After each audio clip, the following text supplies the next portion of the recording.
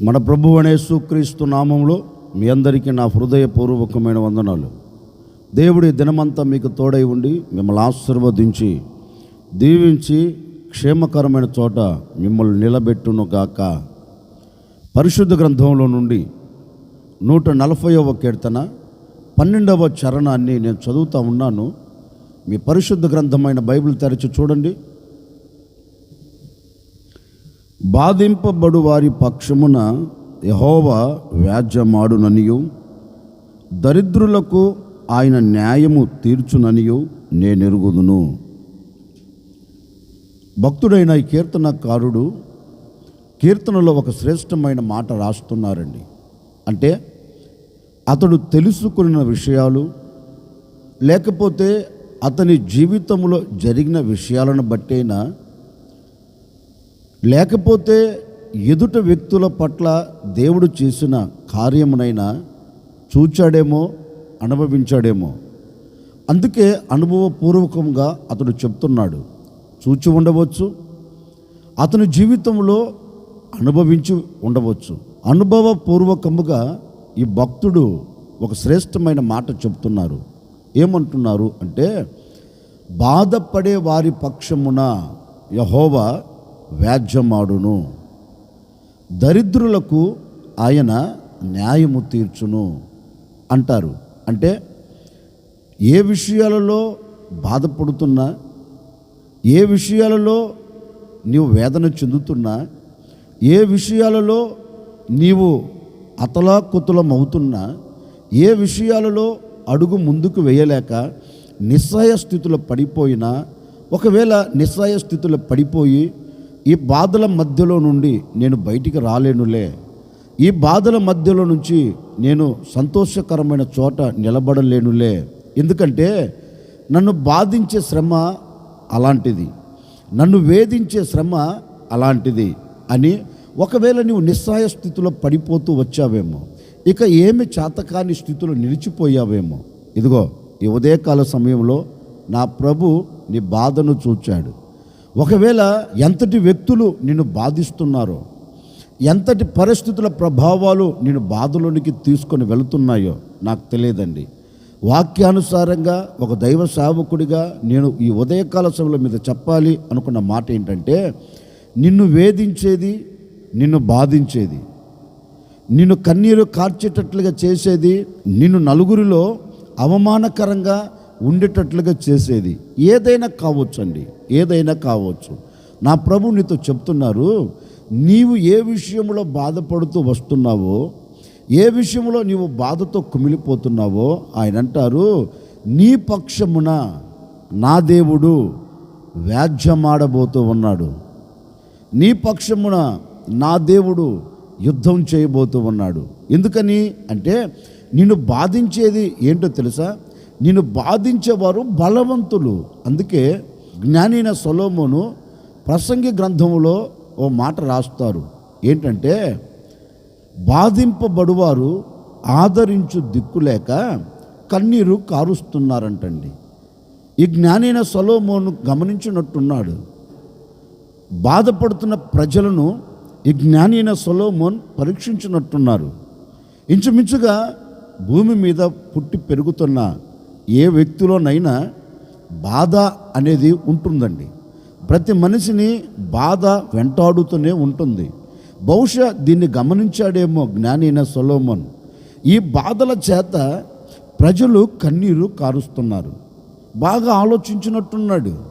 ఎందుకు వీరు ఇంతగా కన్నీరు కారుస్తున్నారు, ఎందుకు ఇంతగా వీరు వేదన చెందుతున్నారు, ఎందుకు వీరు ఇంతగా బాధపడుతున్నారు అని ఆలోచిస్తే అతగాడు తెలుసుకున్నది గ్రంథంలో రాస్తున్నారు. బాధించేవారు బలవంతులు గనుక బాధపడే వారిని ఆదరించు దిక్కు లేక వారు కన్నీరు కారుస్తున్నారంటండి. లేఖనం అంటుంది, బాధించువారు బలవంతులంట. అంటే వీరు ఎందుకు బాధపడుతున్నారంటే వీరికంటే బలవంతులు వీరిని బాధిస్తున్నారు.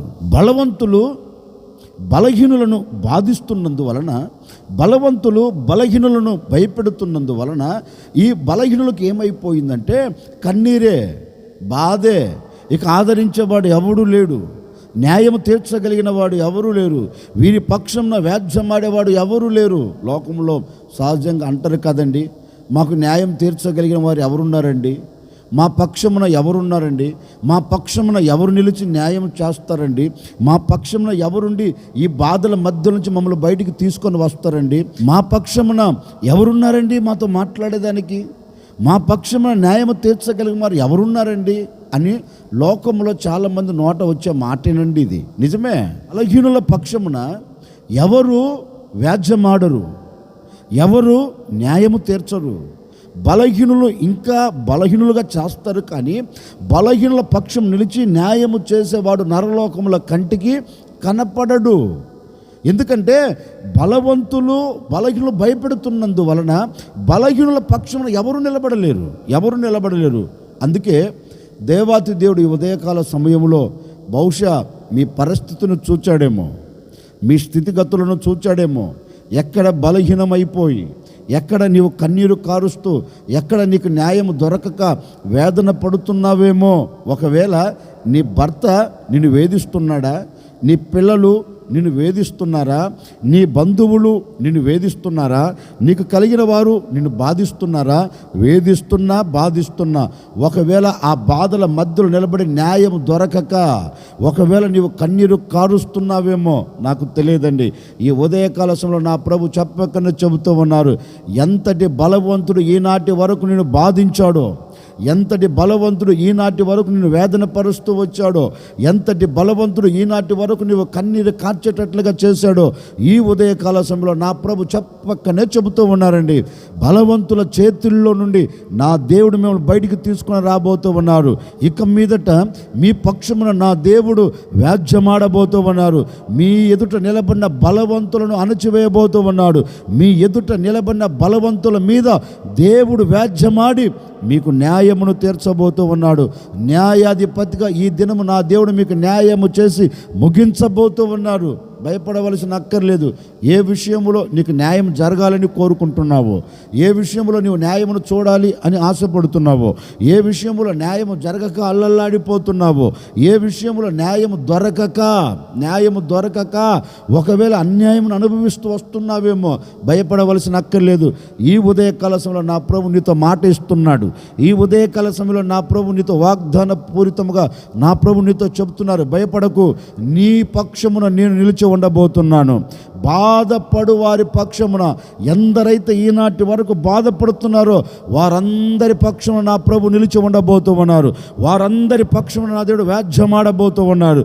వారందరి పక్షమున వ్యాజ్యమాడి ఒక్కొక్కరికి న్యాయములు తీర్చబోతూ ఉన్నారు. ఈ మాటలు వింటున్న నీకు న్యాయం జరగబోతుంది. ఈ మాటలు వింటున్న నీవు బాధల మధ్య నుంచి తప్పించబడబోతున్నావు. ఈ మాటలు వింటున్న నీ హృదయమునకు ఒక ఆనందం కలగబోతుంది. ఈ మాటలు వింటున్న నీ హృదయమునకు నీ కంట కన్నీరు లేకుండా నా దేవుడు తుడిచివేయబోతూ ఉన్నాడు.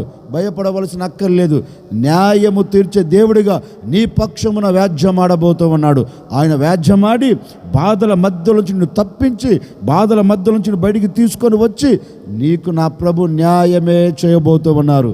ఈరోజు ప్రభువుని అడగండి, అయ్యా ఈ విషయంలో నేను బాధపడుతున్నాను, ఈ విషయంలో నా పక్షం నిలిచి వ్యాజ్యమాడి నాకు జయం ఇవ్వవా, నాకు జయమిచ్చి ఆశీర్వాదకరంగా నన్ను నడిపించవా అని ఈరోజు ఏ విషయములో నీకు న్యాయము జరగాలని, ఏ విషయములో బాధల మధ్య నుంచి నువ్వు బయటికి రావాలని కోరుకుంటావో, నిశ్చయముగా ఆ విషయంలో నా ప్రభు ఒక అద్భుతమైన కార్యం జరిగించబోతూ ఉన్నాడు.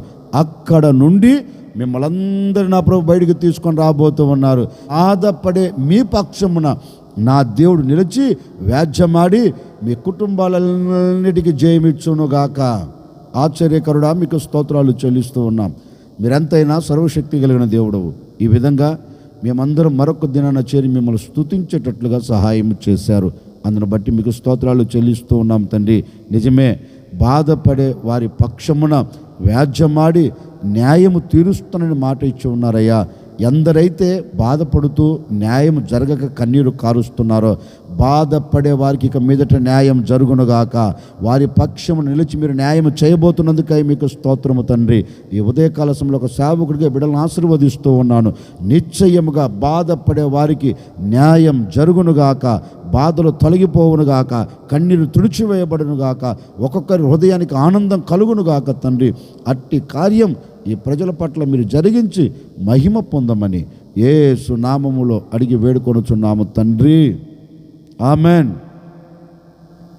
ఈ దినమంతా నా ప్రభు మీకు తోడై ఉండి మీ బాధల మధ్యలో నుంచి నా దేవుడు మిమ్మల్ని విడిపించి మీకు న్యాయము చేసి మీ కుటుంబాలన్నిటికీ నా ప్రభు జయమిచ్చును గాక.